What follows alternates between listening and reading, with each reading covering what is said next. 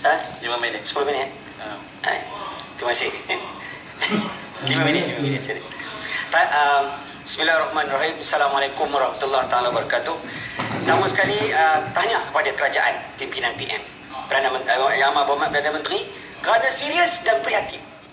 Fikir, bimbang, risau tentang harga-harga barang ni sebab nak jaga rakyat. Ini penting sekali. Untunglah rakyat yang memilihkan kerajaan Barisan Nasional. Kadar inflasi di Malaysia berdasarkan rujukan halaman Trading Economics adalah terendah di rantau Asia ini berbanding dengan Singapura, Philippines, Thailand. Dan bermula pada 1 April 2011, Akta Kawalan Harga dan Anti Pencatutan 2010 mula dikuatkuasakan. Akta ini menggantikan Akta Kawalan Harga 1946. Walaupun masih terdapat peniaga yang bersikap tamak, rakus dan tidak amanah, yang menaikkan harga barangan yang harga dengan harga yang tidak mansabah. Ini sentiasa berlaku. Sentiasa ada kawalan, sentiasa kita pantau, tetapi sentiasa juga berlaku. Ini kita dapati permainan orang tengah, dan juga bila kita nak buat kawalan ini, kita mendapati masalah-masalah yang seperti dibahaskan pada awal-awal tadi tentang tak cukup orang tengah dan sebagainya. Walaupun Dato' Hidup Ketua, saya ingin membawa Dewan kepada satu perbincangan tentang punca sebenarnya harga ni. Yang naik harga ni sebenarnya dari mana problem jadi berlaku ni? Daripada tahap pemborong ataupun peruncit ataupun pengeluar, di mana kawalan ni yang sepatutnya kita lakukan? Kerana lain negara, lain tindakannya. Kalau kita lihat daripada atas, contohnya kalau berlaku banjir di Thailand umpamanya, natural disaster dengan izin. Apabila berlaku banjir dan sebagainya, maka mungkin produksi pemakanan dan kurang dan harga akan jadi naik. Contohnya kesan-kesan daripada fenomena El Nino, katakan tidak ada produksi yang baik, maka harga barang akan naik.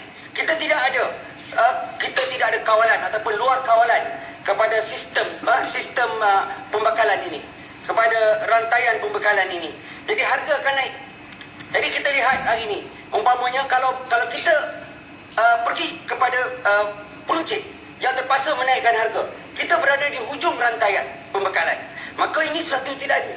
Kita lihat kalau peruncit-peruncit umpamanya di pasar, mereka terpaksa timpan sayur, mereka terpaksa simpan di ikan, mereka perlukan storage, tempat penyimpanan, memerlukan tempat penyimpanan sejuk beku dan sebagainya. Sebenarnya kita patut bantu mereka dengan infrastruktur ini. Dan kita lihat di mana-mana pun abuse dengan izin tetap juga berlaku. Dan kawalan di hujung kadang-kadang tidak memberi faedah pada peruncit-peruncit dan peniaga ini. Jadi apa yang saya nak masukkan di sini ialah di mana kawalan sebenarnya? Apa punca sebenarnya? Dia seolah-olah macam kita tanya seseorang yang hilang dompetnya. Dia hilang dompetnya di rumahnya ataupun di mana tempat lain, dan kita dapati dia duduk tengah jalan di bawah lampu cari dompet. Kita tanya dia, kenapa kau cari dompet di sini?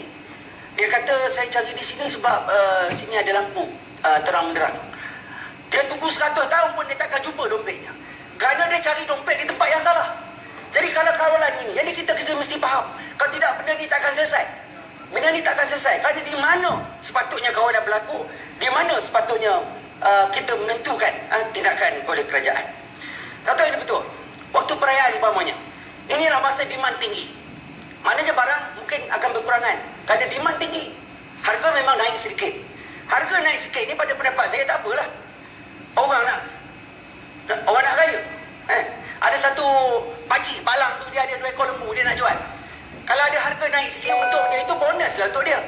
Kebanyakan orang yang meniaga di pasar-pasar dia semua ni adalah orang-orang kampung, orang luar bandar, orang yang memerlukan pembelaan. Inilah masa peluang tu dia. Kita lihat hari ni kalau di mana katakan seorang penyanyi umpamanya artis tengah masyhur, maka harga dia pun tinggi. Jadi ini kita lihat, saya berfikir, sebab tu saya katakan kita kena ucapkan tahniah kepada Perdana Menteri lah, kerana transformasi yang dilakukan. Oh ya. Ada apa? Okey. Kalau tanda di mana menteri ni tak baloi lah. Kalau tak dapat di mana menteri tak baloi ni. Kerana kita bukan negara miskin. 1.7% kemiskinan. Kita bukan di Afrika. Hari ini kita bagi subsidi bersasar, maknanya kerajaan kerajaan telah turun direct terus kepada orang-orang yang susah dan miskin. video. Jadi waktu-waktu perayaan umpamanya, kita bagi daging lah ke orang susah. Kita bagi daging orang kaya, dia beli sendiri lah. Orang kaya beli tak beli, dia tak kisah pun kalau harga naik sikit. Jadi bring ke bantuan kerajaan ke, diberikan kepada orang-orang yang patut menerima. Barulah adil. Barulah adil keadaannya itu. Dato' ini betul. Saya nak sentuh sikit lah tentang monopoli. Saya dengar daripada awal lagi tadi. Saya pun tak pandai sangat pasal ekonomi. Tapi saya dengar tadi monopoli tekan rakyat, dera rakyat, kerajaan kejam.